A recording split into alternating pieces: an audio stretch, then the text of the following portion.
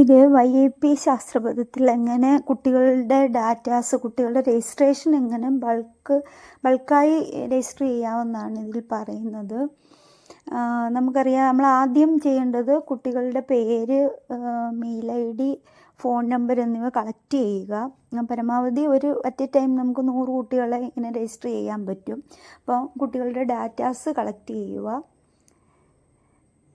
എന്നിട്ട് നമ്മൾ ഇൻസ്റ്റിറ്റ്യൂഷൻ ലോഗിനിൽ കയറിയിട്ട് നമ്മുടെ school user ID, school mail ID കൊടുക്കുക, പാസ്വേഡ് കൊടുക്കുക. പാസ്വേഡ് മറന്നിട്ടുണ്ടെങ്കിൽ നമ്മൾ ഫോർഗോട്ട് പാസ്വേഡ് കൊടുക്കുമ്പം സ്കൂൾ മെയിലിലേക്ക് ഒരു OTP വരും. ആ OTP വെച്ച് നമുക്ക് സെറ്റ് ചെയ്യാൻ പറ്റും, റീസെറ്റ് ചെയ്യാം പുതിയ പാസ്വേഡ്.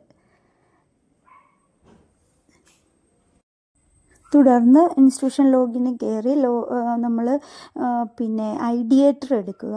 ഐഡിയേറ്ററിൽ നമുക്ക് ബൾക്ക് ഇമ്പോർട്ട് കാണാം. ബൾക്ക് ഇമ്പോർട്ടിൽ നമ്മൾ CSV ഫയലിൽ ഡൗൺലോഡ് ചെയ്ത് അതിൽ ഡാറ്റാസ് കൊടുത്താൽ മതി.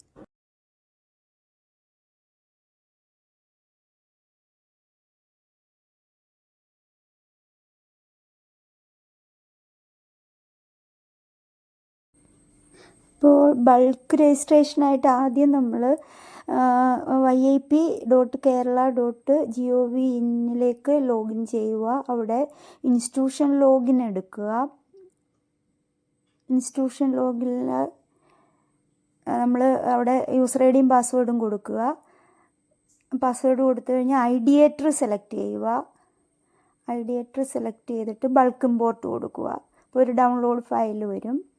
അവിടേക്ക് CSV ഫോർമാറ്റിലൊരു ഫയൽ ഓപ്പൺ ആവും. അവിടെ കുട്ടികളുടെ പേരും മെയിൽ IDയും ഫോൺ നമ്പറും കൊടുക്കുക. സേവ് ചെയ്യുക. ഇനി യൂസർ IDയും പാസ്വേഡും ഇൻസ്റ്റിറ്റ്യൂഷൻ്റെ അറിയില്ലെങ്കിൽ ഫോർഗെറ്റ് പാസ്വേഡ് കൊടുക്കുക. ഫോർഗെറ്റ് പാസ്വേഡ് കൊടുക്കുമ്പം ഒരു OTP മെയിൽ വരും. OTP കൊടുത്ത് നമ്മൾ പുതിയൊരു പാസ്വേഡ് സെറ്റ് ചെയ്യുക. അത് ലോഗിൻ ചെയ്ത് ഐഡിയേറ്റർ എടുക്കുക. ഐഡിയേറ്ററിൽ നമ്മളൊരു ബൾക്ക് ഇമ്പോർട്ട് കാണാം. അവിടെ ബൾക്ക് ഇമ്പോർട്ട് കൊടുക്കുമ്പം ബൾക്ക് രജിസ്ട്രേഷൻ, അതിൽ കുട്ടികളുടെ പേര്, മെയിൽ ID, ഫോൺ നമ്പർ എന്നിവ മാക്സിമം അറ്റ് എ ടൈം 100 കുട്ടികളുടെ നമുക്ക് അതിൽ എൻ്റർ ചെയ്തിട്ട് സേവ് കൊടുക്കുക. അത്രയും ചെയ്താൽ നമുക്ക് ഒരു പ്രാവശ്യം നമുക്ക് 100 കുട്ടികളെ രജിസ്റ്റർ ചെയ്യാൻ പറ്റും.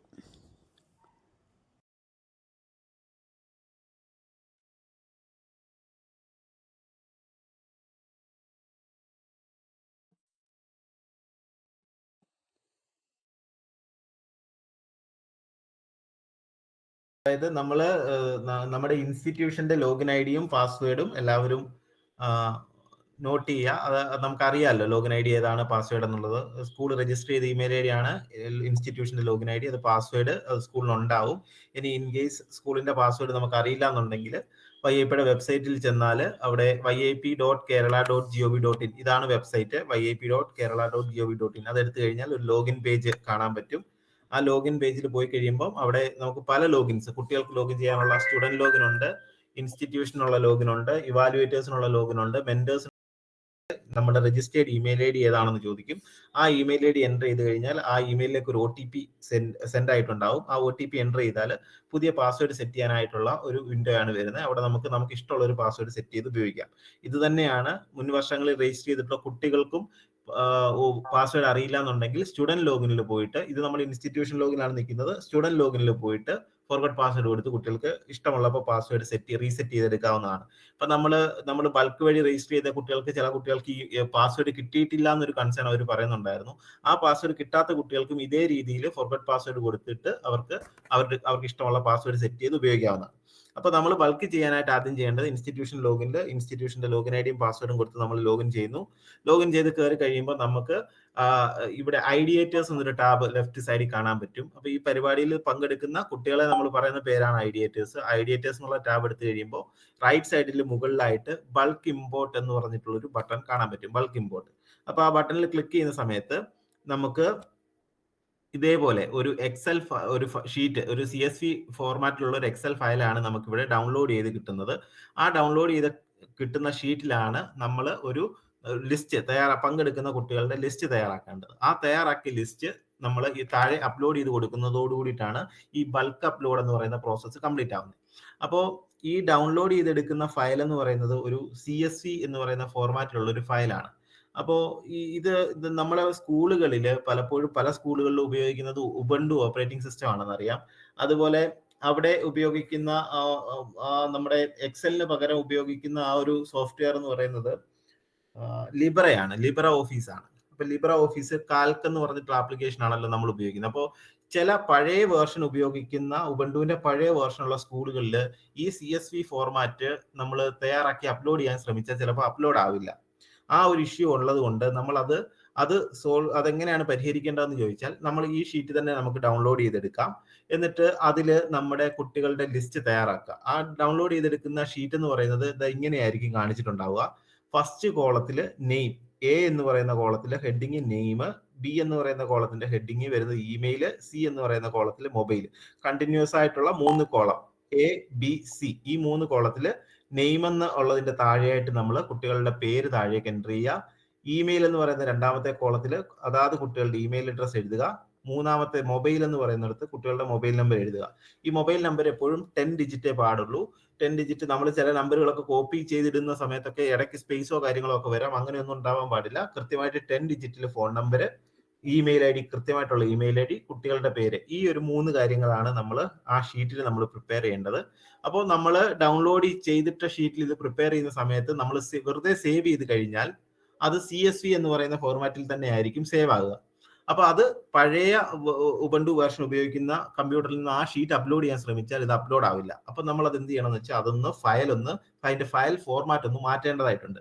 അപ്പൊ അതിന് നമ്മൾ ചെയ്യേണ്ടത് ഫയൽ സേവ് ആസ് കൊടുക്കുക. അറിയാലോ, സേവ് ആസ് ചെയ്യുന്നത് ആ ഫയൽ വേറൊരു പേരിലോ അല്ലെങ്കിൽ മറ്റൊരു രണ്ടാമതൊരു ഡോക്യുമെന്റ് ആയിട്ട് സേവ് ചെയ്യാൻ വേണ്ടിയിട്ടാണ് പലപ്പോഴും നമ്മൾ സേവ് ആസ് കൊടുക്കുന്നത്. അപ്പൊ സേവ് ആസ് കൊടുക്കുന്ന സമയത്ത് ആ വിൻഡോയുടെ താഴെ, ഉബുണ്ടുവിന്റെ ആണെങ്കിൽ ഏറ്റവും താഴെ കാൽക്കിന്റെ താഴെയായിട്ട് ഒരു ഫയൽ ടൈപ്പ് സെലക്ട് ചെയ്ത് കൊടുക്കാനായിട്ടൊരു ഓപ്ഷൻ ഉണ്ടാവും. ചെറിയ ഒരു, നമുക്ക് താഴേക്ക് നോക്കിയാൽ കാണാം, ഒരു ഫയൽ ടൈപ്പ് എന്നൊരു ഇത് വന്നിട്ടുണ്ടാവും. അവിടെ ഡ്രോപ്പ് ഡൗൺ എടുത്തു കഴിഞ്ഞാൽ കുറെ ഫയൽ ഫോർമാറ്റ് കാണാൻ പറ്റും. അവിടെ MS Excel എന്നാക്കുക. MS Excel എന്ന് പറഞ്ഞൊരു ഫയൽ ഫോർമാറ്റ് ഉണ്ടാവും. അത് സെലക്ട് ചെയ്ത് കൊടുക്കുക. അതായത് CSV-യിലായിരുന്നതിനെ നമ്മൾ MS Excelലേക്ക് മാറ്റി എന്നുള്ളതാണ്. അപ്പൊ MS Excel എന്നാക്കുക, അത് സേവ് ചെയ്യുക. അപ്പൊ സേവ് ചെയ്യുന്നതോട് കൂടിയിട്ട് CSV ഫയൽ MS Excelലേക്ക് മാറ്റി. നമ്മൾ പുതിയ ഉബുണ്ടു ഒക്കെ ആണെങ്കിൽ ആ CSV തന്നെ വർക്ക് ആവും. ഇനി ഇൻ കേസ് അത് വർക്ക് ആവുന്നില്ലെങ്കിൽ ഇതാണ് ചെയ്യേണ്ടതെന്നാണ് പറയുന്നത്. അപ്പൊ അതേപോലെ രണ്ടാമത്തെ വേറൊരു കാര്യം, ഇതേപോലൊരു ഷീറ്റ് ഡൗൺലോഡ് എടുത്ത് തന്നെ ഇങ്ങനെ ചെയ്യണമെന്നില്ല. നമ്മൾ മുമ്പേ ആ ഡൗൺലോഡ് ബട്ടണിൽ പോയി ഡൗൺലോഡ് ചെയ്തെടുത്ത് തന്നെ ഇത് ചെയ്യണമെന്നില്ല. നമുക്കല്ലാതെ ഫ്രഷ് ആയിട്ടുള്ള ഒരു ഷീറ്റ് വേണമെങ്കിലും എന്ത് ചെയ്യാം, നമുക്ക് ഈ നമ്മുടെ ലിബ്ര ഓഫീസിൽ പോയിട്ട് ഇതുപോലൊരു ഫ്രഷ് ഷീറ്റ് വേണമെങ്കിൽ നമുക്ക് തയ്യാറാക്കി അത് അവിടെ അപ്ലോഡ് ചെയ്യാവുന്നതേ ഉള്ളൂ. അപ്പോൾ ഇതാണ്, ഇങ്ങനെ ഒരു ഷീറ്റ് തയ്യാറാക്കുക, ആ ഷീറ്റ് സേവ് ചെയ്ത് വെക്കുക. ആ സേവ് ചെയ്ത ഷീറ്റ് നമ്മൾ ഇവിടെ അപ്ലോഡ് ചെയ്ത് കൊടുത്തു കഴിഞ്ഞാൽ കുട്ടികളുടെ രജിസ്ട്രേഷൻ, പ്രിലിമിനറി രജിസ്ട്രേഷൻ കംപ്ലീറ്റ് ആയി. പ്രിലിമിനറി രജിസ്ട്രേഷൻ എന്ന് പറയുന്നത് കുട്ടികൾക്ക് അവർക്ക് ലോഗിൻ ഐഡിയും പാസ്വേഡും ക്രിയേറ്റ് ചെയ്യാൻ വേണ്ടിയിട്ടുള്ള രജിസ്ട്രേഷനെയാണ് നമ്മൾ പ്രിലിമിനറി രജിസ്ട്രേഷൻ എന്ന് പറയുന്നത്. അപ്പൊ നമ്മൾ ഇവിടെ അപ്ലോഡ് ആയി കഴിഞ്ഞാൽ നമുക്കിത് ഇങ്ങനെയായിരിക്കും ഒരു വിൻഡോ, നമുക്ക് കുട്ടികളുടെ ഡീറ്റെയിൽസ് കാണാൻ പറ്റുക. ഓരോ കുട്ടിയുടെയും പേരുണ്ടാവും, ആ കുട്ടിയുടെ ഇമെയിൽ ID കാണാൻ പറ്റും, ഫോൺ നമ്പർ കാണാൻ പറ്റും. ഇവിടെ സ്റ്റാറ്റസ് എന്നുള്ളിടത്ത് ആഡഡ് ആണെങ്കിൽ, അതായത് ഇത് ലോഗിൻ ക്രിയേറ്റ് ആയിട്ടുണ്ടെങ്കിൽ അത് ആഡഡ് എന്ന് പറഞ്ഞ് കാണിക്കും. ഇനി നമ്മൾ ഈ ക്രിയേറ്റ് ചെയ്തതിൽ ഏതെങ്കിലും ഒരു കുട്ടി കഴിഞ്ഞ വർഷം രജിസ്റ്റർ ചെയ്തതോ അല്ലെങ്കിൽ ഈ വർഷം തനിയെ കുട്ടി രജിസ്റ്റർ ചെയ്തെന്ന് പറയുന്നത് കുട്ടിയുടെ ആ ഇമെയിൽ ID തന്നെ ആയിരിക്കും. അതിന്റെ പഴയ പാസ്വേഡ് വെച്ച് ലോഗിൻ ചെയ്യാം. പഴയ പാസ്വേഡ് അറിയില്ല എന്നുണ്ടെങ്കിൽ ഫോർഗോട്ട് പാസ്വേഡ് കൊടുത്ത് സ്റ്റുഡന്റ് ലോഗിനിൽ പോയി ഫോർഗോട്ട് പാസ്വേഡ് കൊടുത്ത് പുതിയ പാസ്വേഡ് സെറ്റ് ചെയ്ത് ഉപയോഗിക്കാം. ഇനി ഇപ്പോൾ ആഡ് ചെയ്ത കുട്ടികൾക്കും ഓൾറെഡി അത് മെയിലിലേക്ക് പാസ്വേഡ് വരേണ്ടതാണ്. മെയിലിൽ പാസ്വേഡ് കിട്ടാതിരിക്കുകയാണെന്നുണ്ടെങ്കിൽ ഇതേ രീതിയിൽ കുട്ടികൾക്ക് എന്ത് ചെയ്യാം, സ്റ്റുഡന്റ് ലോഗിനിൽ പോയി ഫോർഗോട്ട് പാസ്വേഡ് കൊടുത്ത് പുതിയ പാസ്വേഡ് സെറ്റ് ചെയ്യാം. കാരണം ഓൾറെഡി അവർ ലോഗിൻ ക്രിയേറ്റഡ് ആയി കഴിഞ്ഞു നമ്മൾ ഇൻസ്റ്റിറ്റ്യൂഷനിൽ നിന്ന് അപ്ലോഡ് ചെയ്യുന്നതോട് കൂടിയിട്ട്. അപ്പൊ ഇതാണ്. അപ്പൊ അതേപോലെ നമ്മുടെ ഇൻസ്റ്റിറ്റ്യൂഷന്റെ ലോഗിനിൽ പോയിട്ട് ഐഡിയേറ്റേഴ്സ് എന്നുള്ള ഫീൽഡ് എടുക്കുന്ന സമയത്ത് നമുക്ക് ഇത് ഇങ്ങനെയായിരിക്കും കുട്ടികളുടെ ഡീറ്റെയിൽസ് കാണാൻ പറ്റുക. ഇതില് ഇമ്പോർട്ടഡ് എന്ന് കാണിക്കുന്നത് മോഡ് ഓഫ് രജിസ്ട്രേഷൻ. ഇമ്പോർട്ടഡ് എന്ന് പറയുന്നത് നമ്മൾ ബൾക്ക് അപ്ലോഡ് ചെയ്ത കുട്ടികളാണ്. ഈ കറണ്ട് എന്ന് കാണിക്കുന്നത് കുട്ടികൾ തനിയെ രജിസ്റ്റർ ചെയ്താണ്. സ്റ്റുഡന്റ് ലോഗിനിൽ പോയിട്ട് അവർ തനിയെ പോയി രജിസ്റ്റർ ചെയ്ത ആപ്ലിക്കേഷനെയാണ് നമ്മൾ കറണ്ട് എന്ന രീതിയിൽ കാണിക്കുന്നത്. മറ്റേത് ഇമ്പോർട്ടഡ് ആണ്. അപ്പൊ ഈ നമ്മൾ കുട്ടികൾ തനിയെ രജിസ്റ്റർ ചെയ്യുന്ന പ്രോസസ്സ് നമ്മൾ ഒഴിവാക്കാനായിട്ട് പറയുന്നത് എന്താണെന്ന് വെച്ച് കഴിഞ്ഞാൽ, നമ്മുടെ ജില്ലയിൽ തന്നെ 500-ലധികം ഇൻസ്റ്റിറ്റ്യൂഷൻസ് രജിസ്റ്റേർഡ് ആണ്. അപ്പോൾ കുട്ടികൾ തനിയെ രജിസ്റ്റർ ചെയ്യുന്ന സമയത്ത് അവർ തന്നെ സ്കൂൾ ചൂസ് ചെയ്ത് കൊടുക്കേണ്ടതായിട്ട് വരും. ഈ 500 ഇൻസ്റ്റിറ്റ്യൂഷൻ അടയ്ക്കുന്ന അവരുടെ സ്കൂൾ കൃത്യമായിട്ട് അവർ സെലക്ട് ചെയ്യുന്ന സമയത്ത് പലപ്പോഴും അത് തെറ്റായി പോകാൻ സാധ്യതയുണ്ട്.